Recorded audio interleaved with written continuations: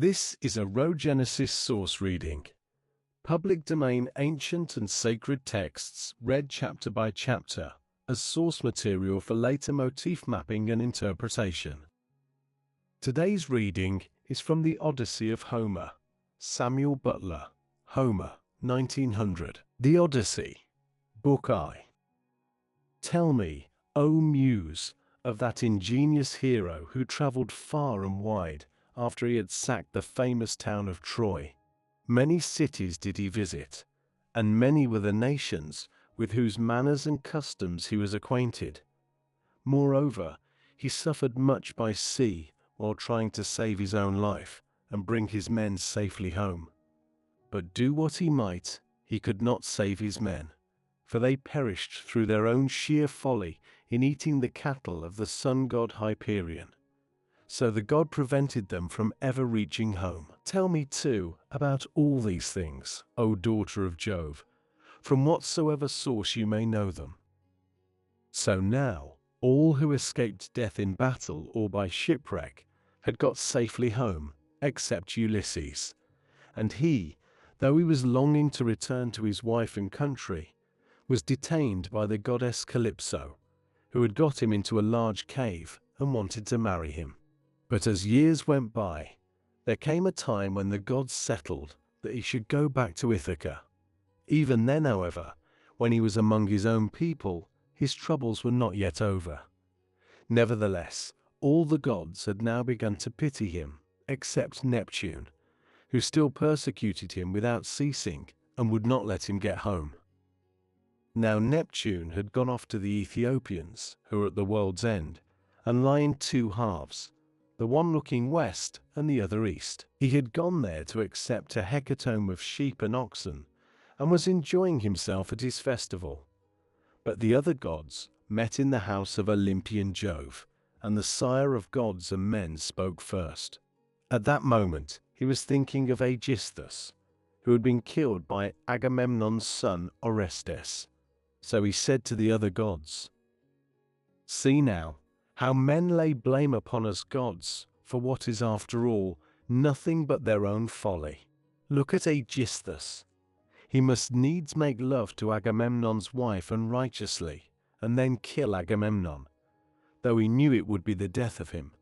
For I sent Mercury to warn him not to do either of these things, inasmuch as Orestes would be sure to take his revenge when he grew up and wanted to return home. Mercury told him this in all good will, but he would not listen. And now he has paid for everything in full." Then Minerva said, "Father, son of Saturn, king of kings, it served Aegisthus right, and so it would anyone else who does as he did. But Aegisthus is neither here nor there. It is for Ulysses that my heart bleeds, when I think of his sufferings in that lonely sea-girt island, far away, poor man, from all his friends. It is an island covered with forest, in the very middle of the sea, and a goddess lives there, daughter of the magician Atlas, who looks after the bottom of the ocean, and carries the great columns that keep heaven and earth asunder. This daughter of Atlas has got hold of poor unhappy Ulysses, and keeps trying by every kind of blandishment to make him forget his home, so that he is tired of life, and thinks of nothing but how he may once more see the smoke of his own chimneys. You, sir, take no heed of this, and yet when Ulysses was before Troy, did he not propitiate you with many a burnt sacrifice? Why then should you keep on being so angry with him?" And Jove said, "My child, what are you talking about? How can I forget Ulysses, than whom there is no more capable man on earth, nor more liberal in his offerings to the immortal gods that live in heaven? Bear in mind, however, that Neptune is still furious with Ulysses for having blinded an eye of Polyphemus, king of the Cyclopes. Polyphemus is son to Neptune by the nymph Thoosa, daughter to the sea king Phorcys. Therefore, though he will not kill Ulysses outright, he torments him by preventing him from getting home. Still, let us lay our heads together and see how we can help him to return. Neptune will then be pacified, for if we are all of a mind, he can hardly stand out against us. And Nerva said, Father, son of Saturn, king of kings, if then the gods now mean that Ulysses should get home, we should first send Mercury to the Ogygian island to tell Calypso that we have made up our minds and that he is to return. In the meantime, I will go to Ithaca to put heart into Ulysses' son Telemachus. I will embolden him to call the Achaeans in assembly and speak out to the suitors of his mother Penelope, who persist in eating up any number of his sheep and oxen. I will also conduct him to Sparta and to Pylos, to see if he can hear anything about the return of his dear father. For this will make people speak well of him. So saying, she bound on her glittering golden sandals, imperishable, with which she can fly like the wind over land or sea. She grasped the redoubtable bronze-shod spear, so stout and sturdy and strong, wherewith she quells the ranks of heroes who have displeased her, and down she darted from the topmost summits of Olympus, whereon forthwith she was in Ithaca, at the gateway of Ulysses' house, disguised as a visitor, Mentes, chief of the Taphians, and she held a bronze spear in her hand. There she found the lordly suitors seated on hides of the oxen which they had killed and eaten, and playing draughts in front of the house. Men servants and pages were bustling about to wait upon them, some mixing wine with water in the mixing bowls, some cleaning down the tables with wet sponges and laying them out again, and some cutting up great quantities of meat. Telemachus saw her long before anyone else did. He was sitting moodily among the suitors, thinking about his brave father, and how he would send them flying out of the house, if he were to come to his own again and be honored as in days gone by. Thus brooding as he sat among them, he caught sight of Minerva and went straight to the gate, for he was vexed that a stranger should be kept waiting for admittance. He took her right hand in his own, and bade her give him her spear. "Welcome," said he, "to our house, and when you have partaken of food, you shall tell us what you have come for." He led the way as he spoke, and Minerva followed him. When they were within, he took her spear and set it in the spear, stand against a strong bearing post, along with the many other spears of his unhappy father, and he conducted her to a richly decorated seat, under which he threw a cloth of damasks. There was a footstool also for her feet, and he set another seat near her for himself, away from the suitors, that she might not be annoyed while eating by their noise and insolence, and that he might ask her more freely about his father. A maidservant then brought them water in a beautiful golden ewer, and poured it into a silver basin for them to wash their hands, and she drew a clean table beside them. An upper servant brought them bread, and offered them many good things of what there was in the house. The carver fetched them plates of all manner of meats and set cups of gold by their side, and a manservant brought them wine and poured it out for them. Then the suitors came in and took their places on the benches and seats. Forthwith, men servants poured water over their hands, maids went round with the bread baskets, pages filled the mixing bowls with wine and water, and they laid their hands upon the good things that were before them. As soon as they had had enough to eat and drink, they wanted music and dancing, which are the crowning embellishments of a banquet. So a servant brought a lyre to Phemius, whom they compelled perforce to sing to them. As soon as he touched his lyre and began to sing, Telemachus spoke low to Minerva, with his head close to hers, that no man might hear. "I hope, sir," said he, "that you will not be offended with what I am going to say. Singing comes cheap to those who do not pay for it, and all this is done at the cost of one whose bones lie rotting in some wilderness, or grinding to powder in the surf. If these men were to see my father come back to Ithaca, they would pray for longer legs rather than a longer purse, for money would not serve them. But he, alas, has fallen on an ill fate.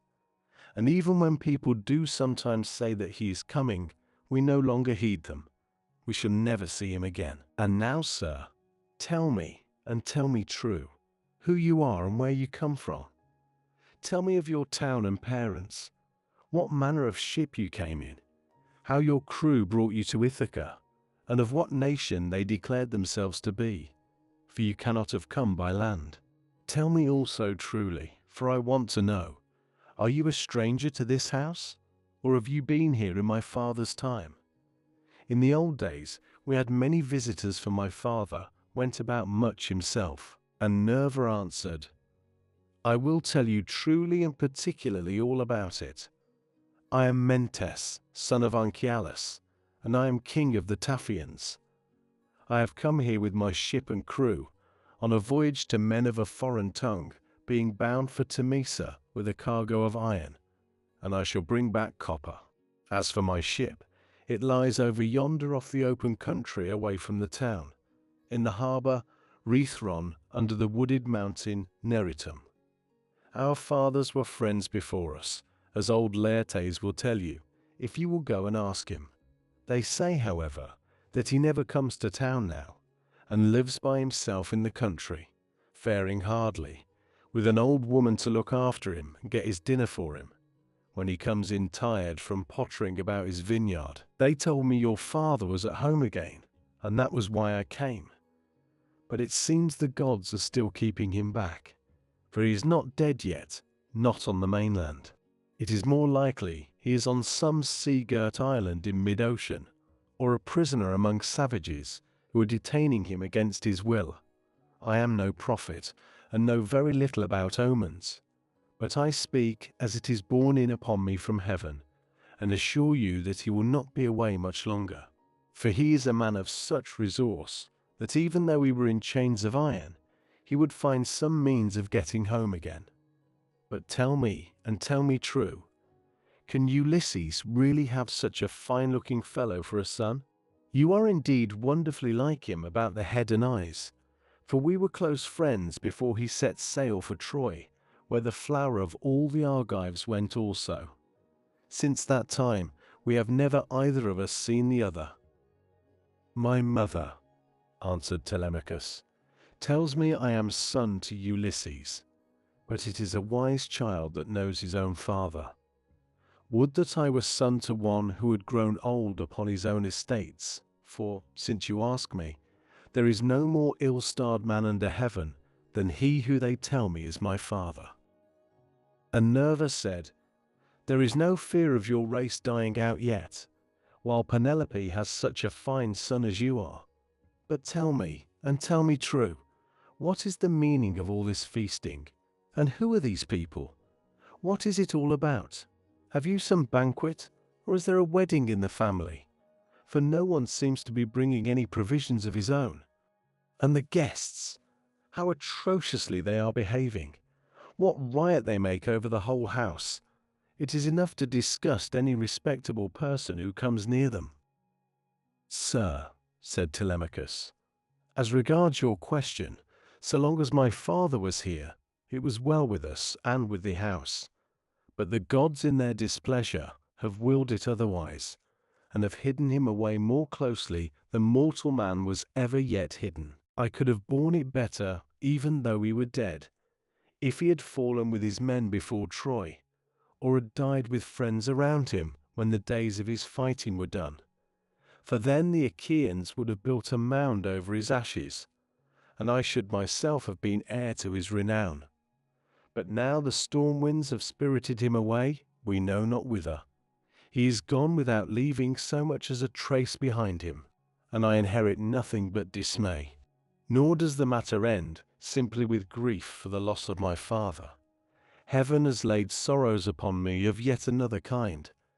For the chiefs from all our islands, Dulichium, Same, and the woodland island of Zacynthus, as also all the principal men of Ithaca itself, are eating up my house under the pretext of paying their court to my mother, who will neither point blank say that she will not marry, nor yet bring matters to an end. So they are making havoc of my estate, and before long will do so also with myself. Is that so? Exclaimed Minerva. Then you do indeed want Ulysses home again. Give him his helmet, shield, and a couple lances. And if he is the man he was when I first knew him in our house, drinking and making merry, he would soon lay his hands about these rascally suitors, were he to stand once more upon his own threshold. He was then coming from Ephyra, where he had been to beg poison for his arrows from Ilus, son of Myrmerus. Ilus feared the ever-living gods and would not give him any. But my father let him have some, for he was very fond of him. If Ulysses is the man he then was, these suitors will have a short shrift and a sorry wedding. But there! It rests with heaven to determine whether he is to return and take his revenge in his own house or no. I would, however, urge you to set about trying to get rid of these suitors at once. Take my advice. Call the Achaean heroes in assembly tomorrow. Lay your case before them, and call heaven to bear you witness. Bid the suitors take themselves off, each to his own place. And if your mother's mind is set on marrying again, let her go back to her father, who will find her a husband and provide her with all the marriage gifts that so dear a daughter may expect. As for yourself, let me prevail upon you to take the best ship you can get, with a crew of 20 men, and go in quest of your father who has so long been missing. Someone may tell you something, or, and people often hear things in this way, some heaven-sent message may direct you. First go to Pylos and ask Nestor. Thence go on to Sparta and visit Menelaus, for he got home last of all the Achaeans. If you hear that your father is alive and on his way home, you can put up with the waste these suitors will make for yet another 12 months. If on the other hand you hear of his death, come home at once. Celebrate his funeral rites with all due pomp. Build a barrow to his memory, and make your mother marry again. Then, having done all this, think it well over in your mind how, by fair means or foul, you may kill these suitors in your own house. You are too old to plead infancy any longer. Have you not heard how people are singing Orestes' praises for having killed his father's murderer, Aegisthus? You are a fine, smart-looking fellow. Show your mettle then, and make yourself a name in story. Now, however, I must go back to my ship and to my crew, who will be impatient if I keep them waiting longer. Think the matter over for yourself, and remember what I have said to you. Sir, answered Telemachus, it has been very kind of you to talk to me in this way, as though I were your own son, and I will do all you tell me.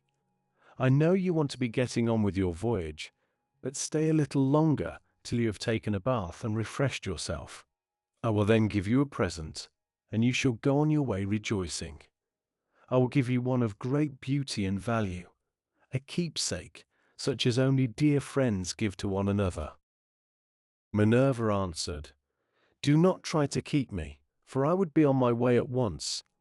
As for any present you may be disposed to make me, keep it till I come again, and I will take it home with me. You shall give me a very good one, and I will give you one of no less value in return.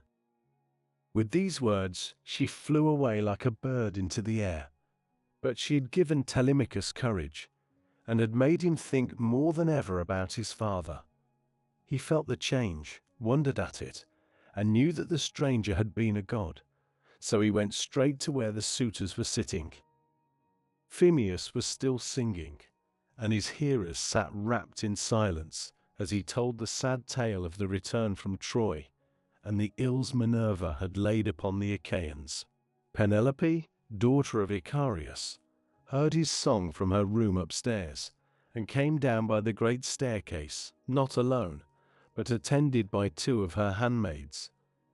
When she reached the suitors, she stood by one of the bearing posts that supported the roof of the cloisters, with a staid maiden on either side of her. She held a veil, moreover, before her face, and was weeping bitterly. Phemius, she cried, you know many another feat of gods and heroes, such as poets love to celebrate. Sing the suitors some one of these, and let them drink their wine in silence. But cease this sad tale, for it breaks my sorrowful heart, and reminds me of my lost husband, whom I mourn ever without ceasing, and whose name was great over all Hellas and Middle Argos. Mother, answered Telemachus, let the bard sing what he has a mind to. Bards do not make the ills they sing of. It is Jove, not they, who makes them, and who sends weal or woe upon mankind according to his own good pleasure. This fellow means no harm by singing the ill-fated return of the Danaans, for people always applaud the latest songs most warmly. Make up your mind to it and bear it. Ulysses is not the only man who never came back from Troy, but many another went down as well as he. Go then, within the house, and busy yourself with your daily duties, your loom, your distaff, and the ordering of your servants. For speech is man's matter, and mine above all others, for it is I who am master here. She went wondering back into the house, and laid her son's saying in her heart. Then, going upstairs with her handmaids into her room, she mourned her dear husband till Minerva shed sweet sleep over her eyes. But the suitors were clamorous throughout the covered cloisters, and prayed each one that he might be her bedfellow. Then Telemachus spoke. Shameless, he cried, and insolent suitors, let us feast at our pleasure now, and let there be no brawling. For it is a rare thing to hear a man with such a divine voice as Phemius has. But in the morning meet me in full assembly, that I may give you formal notice to depart, and feast at one another's houses.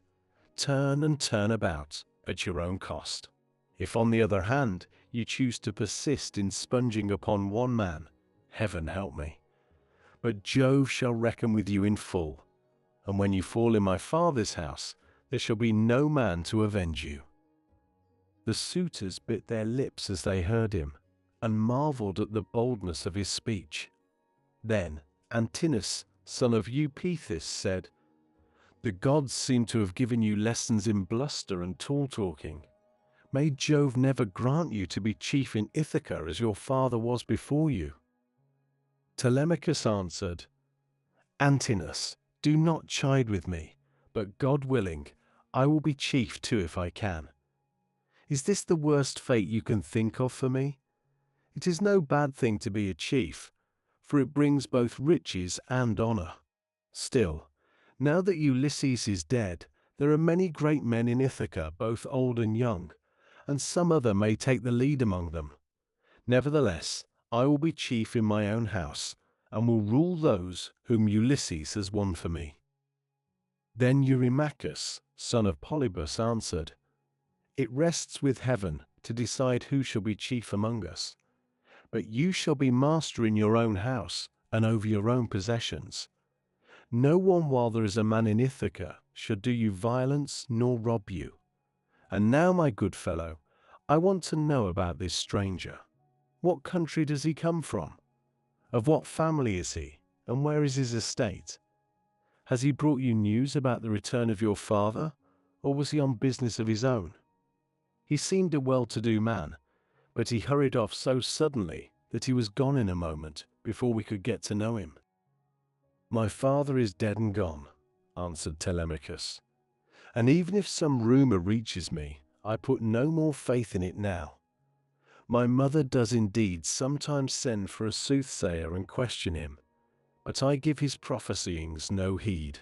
As for the stranger, he was Mentes, son of Anchialus, chief of the Taphians, an old friend of my father's. But in his heart he knew that it had been the goddess. The suitors then returned to their singing and dancing until the evening. But when night fell upon their pleasuring, they went home to bed, each in his own abode. Telemachus's room was high up in a tower that looked on to the outer court. Hither then he hied, brooding and full of thought. A good old woman, Euryclea, daughter of Ops, the son of Pisenor, went before him with a couple of blazing torches. Laertes had bought her with his own money when she was quite young. He gave the worth of 20 oxen for her, and showed as much respect to her in his household as he did to his own wedded wife. But he did not take her to his bed, for he feared his wife's resentment. She it was who now lighted Telemachus to his room, and she loved him better than any of the other women in the house did, for she had nursed him when he was a baby. He opened the door of his bedroom and sat down upon the bed. As he took off his shirt, he gave it to the good old woman, who folded it tidily up and hung it for him over a peg by his bedside, after which she went out, pulled the door to by a silver catch, and drew the bolt home by means of the strap. But Telemachus, as he lay covered with a woolen fleece, kept thinking all night through of his intended voyage, of the counsel that Minerva had given him. This reading now enters the Rhogenesis Source Archive. Later, we will return to it to trace its motifs, symbols, and recurring questions across other traditions. For now, the source has spoken. The source returns first. Meaning follows. Thank you for listening. If something in this reading stayed with you, a motif, a symbol, or a question, feel free to share it in the comments. And if this reading resonated, leaving a like helps signal what is worth continuing to explore. If you're interested in public domain ancient and sacred texts, you can subscribe to follow future readings, released chapter by chapter.